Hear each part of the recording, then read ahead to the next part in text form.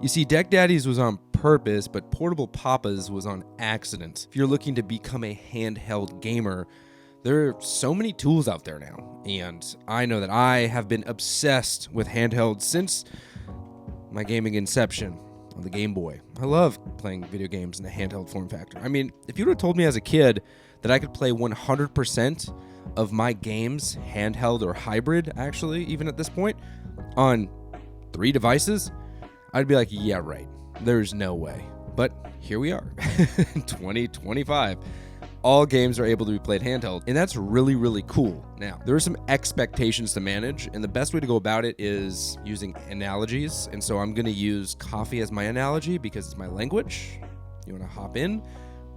Cool. So first I want to address coffee as a whole subject, like espresso versus cups of coffee. Espresso is going to be your esports. So like esports are going to require some pretty specialized equipment, like high-end PCs, high-end monitors, good wired mouse, wired key, like this kind of thing that allows you to get very competitive and have the best turnout, right? Espresso is a little different. You're gonna need a very like high-end grinder, for instance, like a good monitor, right?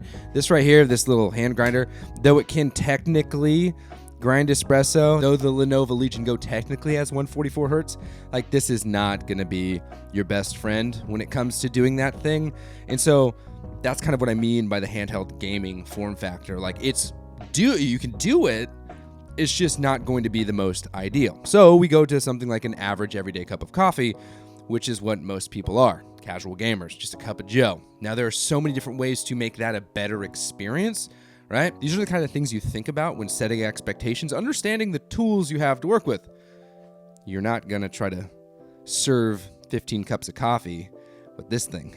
You'd be sitting there getting real buff, but then what do? Well, what do you get? How do you make that work? I got something for you. So remember I said is gaming is an experience, a multifaceted one at that. And so when it comes to tools, I would consider these tools that I'm using more like settings, more options, better options, right? The higher end the product, the more you can fiddle with the settings, right? And so when it comes to something as simple as the Steam Deck, settings are going to be a little bit more limited. You have a lower resolution display. Some games just aren't going to run well. Let me give you an example. Path of Exile 2 runs better on something like the Asus ROG Ally X than it does on the Steam Deck. I mean, a lot of games run better on something like the Asus ROG Ally X than the Steam Deck. But again, it comes down to expectation, understanding the games you want to play. What if all the games you're playing are games like Eastward? This game, super not demanding. You could play this on the Nintendo Switch. What if you're just playing, I don't know, let me just flex a little bit more, my record collection. What if you're playing games like this? Sea of Stars. Again, not that demanding. And I wish I had more records to show you, but I'm just saying the expectation is really, really important. It's just understanding the tools you have. And the Steam Deck and the PC, the Windows-based, so we have the SteamOS-based and the Windows-based devices are like the brew methods. And that is something that we're going to get into. Let me just grind this up real quick because I heard you loud and clear. You don't like hearing this loud and clear, so let me do that for you real quick. You won't hear it. Brew method, brew method, brew method. This is where we can get into the meat and potatoes of this conversation. So first, we have the V60, vertical 60 degrees. That's what it stands for. Japanese product. Pretty cool. Very common. You've probably seen it before. This little piece of machinery requires very specific gear. It requires your grind size to be hyper accurate. Otherwise, you're going to get inconsistencies and it's not going to taste good. It requires you to have a special type of coffee kettle that has this gooseneck-like spout. The reason for that is because you can control the velocity at which the water is poured as to not disrupt and kick up all of the coffee grinds here. Too fast, you'll kick it up and it'll be inconsistent. Too slow, and you'll have an over-extracted cup of coffee. This is Windows. The joy and the pleasure of Windows is the customization. The crux and the complete and utter agony of Windows is, indeed, the customization. The very thing you buy it for is the very thing you hate it for.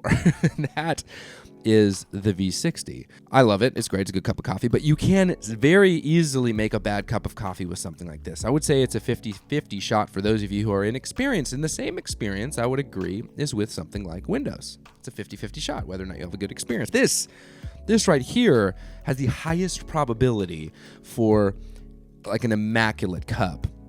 but also the highest probability for a very, very annoying experience. Inconsistency, right? Windows to the T. Next is something that is very, very easy. This is an AeroPress. AeroPress is simple in form. You literally just put coffee in this tube, fill it to the brim. I highly recommend using a scale. Accuracy is key. Fill it to the desired amount, and then wait 2 to 3 minutes depending on which you are using. The grind size does matter, but you can use a hand grinder because look how small it is. It's easy. It's easy peasy, making about 250 grams of coffee. But this still leaves you with a lot to be desired. Number one thing is volume.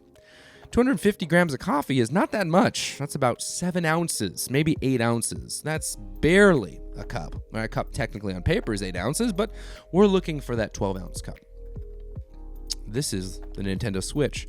It can do so many things, and the charm and the nostalgia, the color, is incredible. But still, it leaves some things to be desired. You want more. You want more. You really do. There are maybe a handful of games that are 60 frames per second. There are maybe a handful of first-party titles there. It's charming. It's fun to use. You run to it as the quick and easy solution, but still, it leaves some to be desired. Enter the Steam Deck, something that is not as sexy, not as cute, not as compact, but far more practical. This, my friends, I just got is the AeroPress XL, which I will be using today. This brews a full cup of coffee, and today we will be using the AeroPress XL, but this has a little bit more flexibility. That flexibility is simply the output is a little bit greater. It still doesn't require the customization and the extra gear needed to make it run well or make it be consistent, right? It is built to be pretty user-friendly. And in being pretty user-friendly, it is certainly a joy to use. And I think with the Steam Deck, that is very much so the experience. But there's a very, very important thing to notice with something like the Steam Deck. Is the expectation and the reality. Something I mentioned in the last cup is there's a lot of expectation nowadays because of the introduction of other devices like the ROG Ally X as well as the Lenovo Legion Go, that there's going to be a pretty sizable performance leap. And I will say that though the performance leap over something like a Nintendo Switch is indeed there, I mean, I'm playing games like Octopath Traveler and other titles with a little bit better frame rates and stuff like that, you're still not really jumping up a tremendous amount. It is certainly not a wildly different experience. And that's why I equate the AeroPress standard, right? And that purple one is the AeroPress standard to an AeroPress XL being the Steam Deck. And it's kind of funny that this is gray and kind of like bland looking, kind of like the Steam Deck, is because this in and of itself simply is just everything you liked about the Nintendo Switch, but a little bit more. It fills the gap. Is it going to completely replace and completely transform your gaming experience to be so good and irreplaceable to your PC? Well, for some it has. For some people, it has even replaced their console gaming. They have completely left console gaming for this experience, which I think is magnificent. Hi, that's me. Because I love the idea of the flexibility. This thing, by the way, is massive. It's huge. I mean, it's the size of my arm. That's very large. I've also been trying the Asus ROG Ally X more and more as I received it to test more, and I still end up coming back to the Steam Deck because though the Asus ROG Ally X has the ability to do so much more, and in a lot of ways people, and I would say people who are doing this, are like, I ditched my Steam Deck and installed Bazite because I was so disappointed with the Steam Deck's performance at this point that they're like, no Steam Deck. I even hear people saying that the Steam Deck is overhyped, and some people would even say that this right here, the AeroPress, is overhyped. This is really challenging from this. Do you see me shaking? This is a really terrible angle. I'll tell you, my leverage is awful. As I said at the beginning of this, I think that handheld gaming is one of the more exciting things in gaming right now. I, for one, do have a gaming rig that's pretty awesome. thanks to the community and them rallying together to help me get one of those. It's been a super, super exciting experience, but I can't deny that my most treasured moments in gaming have always been the ones where I'm not really stuck behind a monitor and in an office or on a couch, but rather out in the wild playing my Game Boy or my 3DS or now my Switch or Steam Deck. These devices that exist now are so phenomenal in what they can do, but it just takes understanding what you're getting, right? And so to use the coffee analogy to really hit this home, we have the most intense, necessary piece of equipment, right? The espresso machine. That espresso machine, you need to spend a good amount of money. And when I say a good amount, I mean a good amount. You need to get good gear, good peripherals, additional things, because you can have a really nice PC, but crap monitors. It's a waste. Same idea with your espresso machine. You can spend $2-3 on an espresso machine and then get a hand grinder. Well, some hand grinders are okay, but like a cheap $50 one, and you're not even going to get small enough. The particulates aren't even going to be small enough to actually make espresso. So then you're sitting there on just terrible, terrible experiences. And you're stuck because of the peripherals. Not because of the actual machine itself, but the peripherals.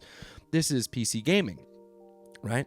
And then you have something a little bit more nuanced, which is the actual everyday casual gamer, or dirty casual, as my buddy Palmer's would say.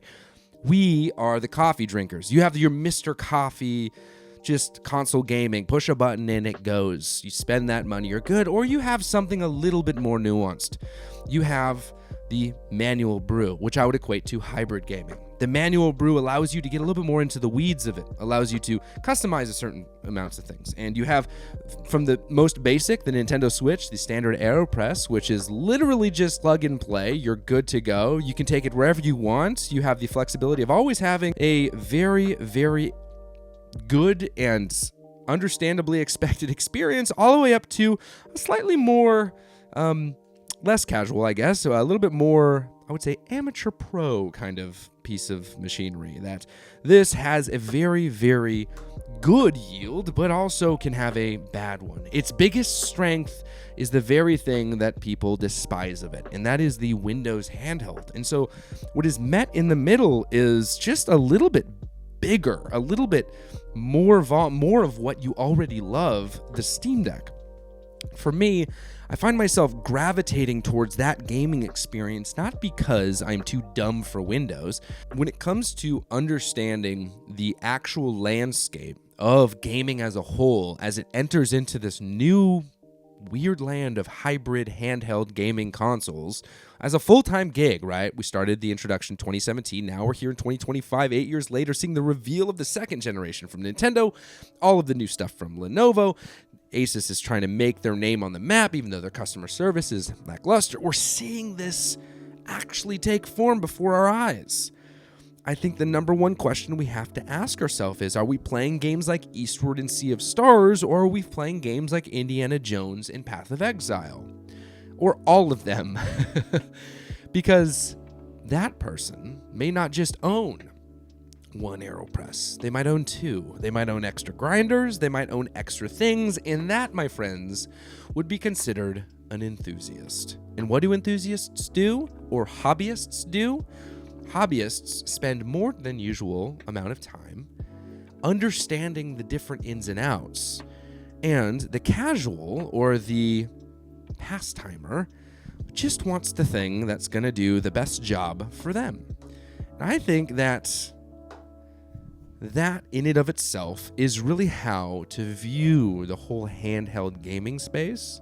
I want to know what you think. Where are you on all this? Were you someone who started with the Switch and moved into the Steam Deck and now is landing on something as beautiful and complex as a Lenovo Legion Go, Asus ROG Ally X? Or are you someone that went from the coffee shop espresso machine PC and were like, forget all of it, I just want to be able to grab something that is simple and consistent and allows me to do what I want to do. I don't need to see the nose hairs. I just want to play a game. I want to know. Let me know where I fell flat on this. If I've earned your subscribe, please consider joining in this handheld portable Papa Deck Daddy journey, because that's what we do here. If you want to watch games being played on Twitch, Join me over there, twitch.tv/whatever is in the description. All right, guys, you guys are awesome. Thank you for hanging out today. I'm going to give the rest of this coffee to my wife. I'm going to drain my nostrils because I can't breathe. And as always, play more and be kind. See ya.